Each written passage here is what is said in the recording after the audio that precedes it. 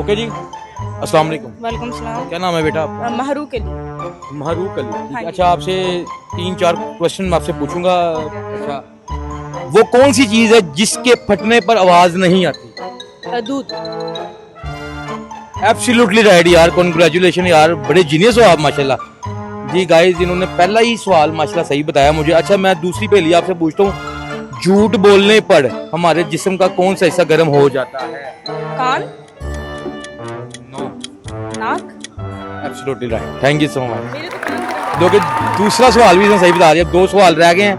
तो अच्छा, वो कौन सा जानदार है, वो कौन सा जानदार है जो अंडे और दूध दोनों देता है? दोनों देता है। एक जानदार है, जानदार है वो अंडे भी देता है और दूध भी देता है। वो कौन सा जानदार है जो अंडे और दूध दोनों देता है? ये ऑप्शन है, अंडे और दूध दोनों देता है। हार मानी? चले हार मान ली इस हार क्वेश्चन मान। पे। इसका जवाब मैं आपको बता देता हूँ, दुकानदार। अच्छा, आखिरी सवाल आपसे पूछता हूँ, वो कौन सी चीज है जो हराम है लेकिन इसे पीने से स्वाद मिलता है? गुस्सा। Absolutely right. Congratulations यार, थैंक यू सो मच, शुक्रिया। ओके।